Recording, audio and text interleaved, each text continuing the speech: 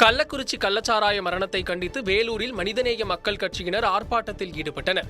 அண்ணா கலையரங்கம் அருகே நடைபெற்ற ஆர்ப்பாட்டத்தில் தமிழகம் முழுவதும் மதுவிலக்கை அமல்படுத்த கோரி முழக்கமிட்டனர்.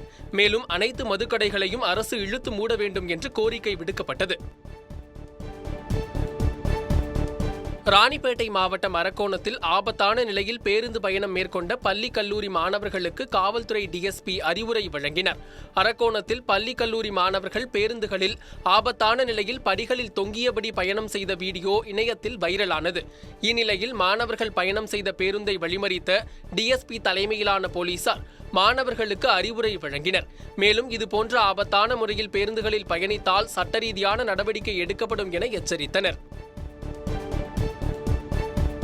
திருச்சி மாவட்டத்தில் அரசு பேருந்தில் இருந்து தவறி விழுந்து 7ஆம் வகுப்பு மாணவி பரிதாபமாக உயிரிழந்தார். புதூர் பாளையத்தில் உள்ள பள்ளிக்கு செல்வதற்காக மாணவி பிவிக்ஷா அரசு பேருந்தில் ஏறியுள்ளார். பேருந்தில் கூட்டமாக இருந்ததால் முன் படிக்கட்டு அருகிலேயே நின்று பயணித்துள்ளார். அப்போது பேருந்து வேகத்தடையில் ஏறி இறங்கிய போது கீழே விழுந்த புத்தகப்பையை எடுக்க முயன்ற பிபிக்ஷா கீழே விழுந்துள்ளார். இதில் பேருந்தின் பின்சக்கரம் ஏறி இறங்கியதில் படுகாயமடைந்த பிபிக்ஷா மருத்துவமனையில் சிகிச்சை பெற்று வந்த நிலையில் சிகிச்சை பலனின்றி உயிரிழந்தார். இதுகுறித்து வழக்கு பதிவு செய்த போலீசார் விசாரணை மேற்கொண்டு வருகின்றனர். திண்டுக்கல் மேற்கு வட்டாட்சியர் அலுவலகத்தில் லஞ்சம் வாங்கும்போது நில அளவையர் உட்பட 2 பேர் கைது செய்யப்பட்டனர்.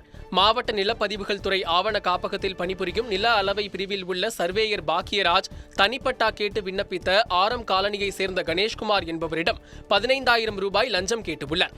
இந்நிலையில் கணேஷ்குமார் லஞ்ச ஒழிப்புத்துறைக்கு தகவல் தெரிவித்தார்.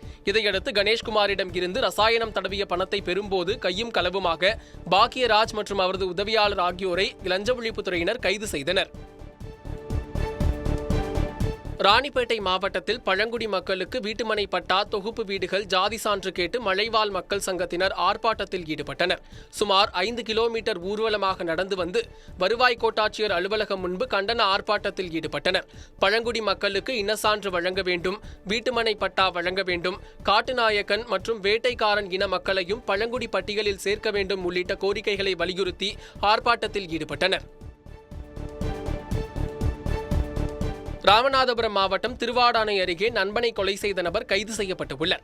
நம்புத்தாலை பகுதியைச் சேர்ந்த மிர்சான் அலிக்கு தனது மனைவியும் தனது நண்பர் அபூபக்கரும் தகாத உறவில் இருந்து வந்தது தெரியவந்தது. இதையடுத்து அபூபக்கரை கொலை செய்ய திட்டமிட்ட மிர்சான் அலி அபூபக்கரை மது அருந்த வைத்து போதையில் உறங்கியவுடன் ஆட்டுக்கல் குளவியை தலையில் போட்டு கொலை செய்துள்ளார். இதையடுத்து தலைமறைவாக இருந்த மிர்சான் அலியை தனிப்படை போலீசார் கைது செய்தனர்.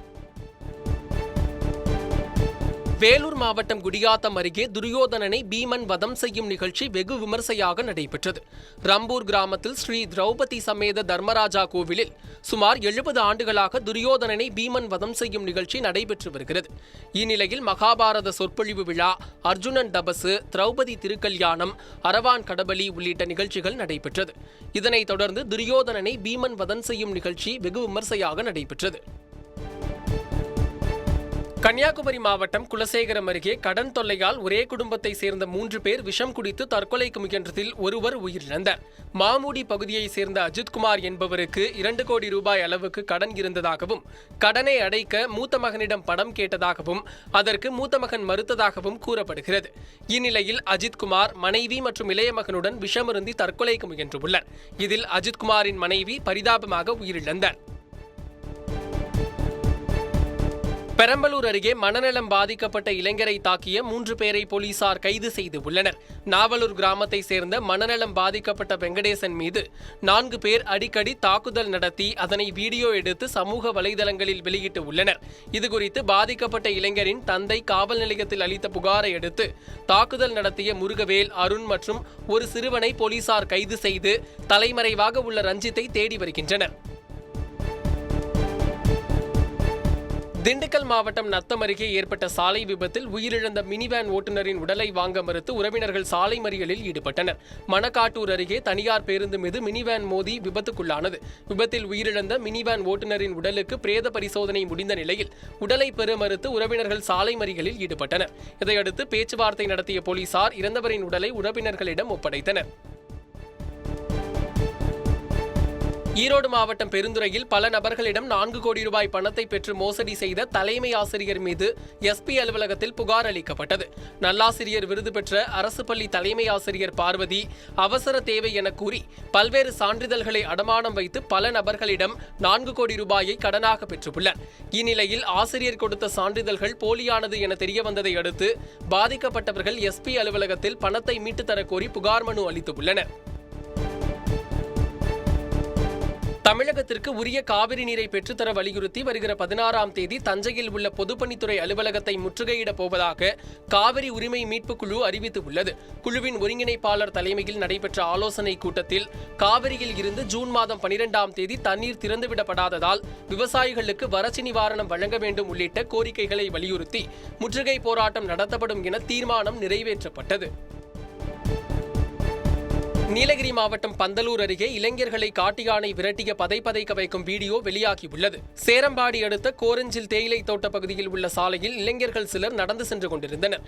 அப்போது தேயிலை தோட்டத்தில் மேய்ந்து கொண்டிருந்த காட்டு யானை ஒன்று இளைஞர்களை ஆக்ரோஷத்துடன் துரத்தியது. இதையடுத்து அவர்கள் அங்கிருந்து தப்பியோடி உயிர் தப்பினர். இது தொடர்பான வீடியோ வெளியாகி பரபரப்பை ஏற்படுத்தியுள்ளது. நாமக்கல் மாவட்டத்தில் டேங்கர் லாரிகளை வைத்து தனியார் வங்கியில் கடன் பெற்ற லாரி உரிமையாளர் வங்கி முன்பு தர்ணாவில் ஈடுபட்டார்.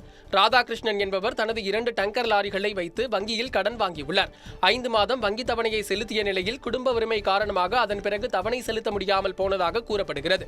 அதையடுத்து வெளி பைனான்ஸ் மூலம் கடன் வாங்கி தருவதாக வங்கியில் கூறியதை அடுத்து ராதாகிருஷ்ணன் 15,000 ரூபாய் கட்டியுள்ளார். தொடர்ந்து வங்கி தரப்பில் ராதாகிருஷ்ணனை ஏமாற்றி வந்துள்ளது தெரியவந்ததை அடுத்து மனமுடைந்த ராதாகிருஷ்ணன் தனியார் வங்கி முன்பு போராட்டத்தில் ஈடுபட்டார். சேலம் மாவட்டம் வாழப்பாடி அருகே விளாரிபாளையம் கிராமத்தில் கலைஞரின் வீடு கட்டும் திட்ட சிறப்பு கிராம சபை கூட்டம் நடைபெற்றது. கலைஞரின் வீடு கட்டும் திட்டத்தை மக்களிடையே கொண்டு செல்லும் வகையில் சிறப்பு கிராம சபை கூட்டம் நடைபெற்றது. சேலம் மாவட்டத்தில் உள்ள 385 ஊராட்சிகளிலும் அந்தந்த ஊராட்சி மன்ற தலைவர்கள் முன்னிலையில் கூட்டம் நடைபெற்றது. கூட்டத்தில் திட்டத்தின் செயல்பாடுகள் குறித்து மக்களுக்கு எடுத்துரைக்கப்பட்டது. திருப்பத்தூர் மாவட்டம் வாணியம்பாடி அருகே சட்டவிரோதமாக வீட்டில் பதுக்கி வைக்கப்பட்டிருந்த 3 நாட்டு துப்பாக்கிகள் பறிமுதல் செய்யப்பட்டது. பலப்பல் நத்தம் பகுதியில் கடந்த சில நாட்களுக்கு முன் வீட்டில் தனியாக இருந்த மூதாட்டி கொலை செய்யப்பட்ட வழக்கில் போலீசார் விசாரணை மேற்கொண்டு வருகின்றனர்.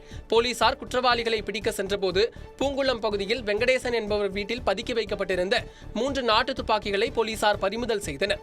மேலும் தலைமறைவாக உள்ள வெங்கடேசனை போலீசார் தேடி வருகின்றனர். அரியலூரில் மத்திய அரசின் 3 புதிய குற்றவியல் சட்டங்களை வாபஸ் பெற கோரி வழக்கறிஞர்கள் தலைமை தபால் அலுவலகத்தை முற்றுகையிட்டு போராட்டத்தில் ஈடுபட்டனர்.